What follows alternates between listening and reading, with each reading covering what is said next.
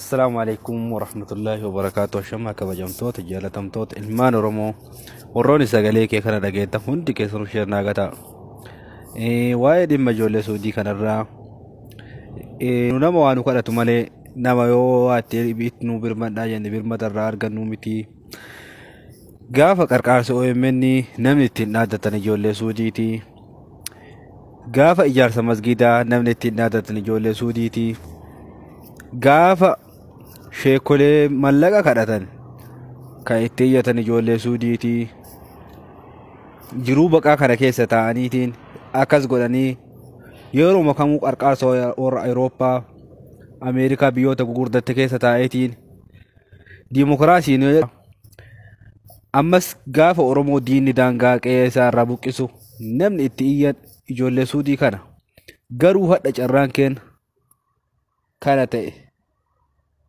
Carraan keenya zubaalaa hanqannee ganda namaatti hanqabnu mootummaan birmatu hin qabnu akka nama abbaan qabne akka nama biyya hin qabne biyya keessa jirru tana keessatti xiqqaatu sabaa fi sablammii kuma dhibbaa oliin ta'a garuu biyya tana keessatti namni akka uummata keenyaa kanatti namni akka reebamee akka namaati miti akka bineensaatti reebanii qabanii tumanii qabanii bifa namaatiin duugaa sanyii hammanan jedhamne irra raawwataa dha.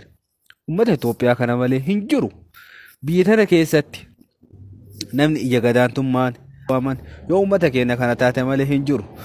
Nu rakkoo fi gadadoo qeeteennaa dadhabnee biyyaa bahuu kenna. Biyyatti dhandhetti illee biyyatti baqanne keessatti illee gammachuu osoo hin argatiin biyya tanatti illee itti gammachuu hin qabnu. Biyya tana keessatti illee akkana rakkoo fi irraa hamatu nu keessa ga'u jira.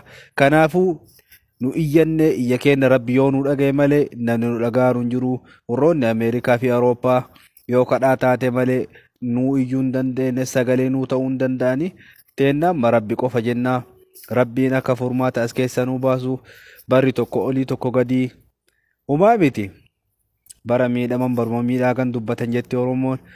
Kanaafi teenna carraan tana taate garuu waliin dhaadachuun bakka rakkootitti wanni itti birmatan qarqaarsa OMN haa ta'u yoo Oromoo daangaa diinni irraa buqqise haa ta'u qaniisa namni gadhaabu namni hatantamatti ergaa keessan fudhatee hatantamaan hojiirra oolchu yoo ijoollee suudii tana taate malee isin warra Awurooppaa fi Ameerikaa jiraattanii biyya dimokiraasii keessa teettanii sagalee nuuf dhabdan homaa miti galatoomaa isin jedha warri sagalee tiyya tana dhageeffattan sheershara kanaa gootan isin gaafadha kabajaadhaan galatoomaa isin jedha.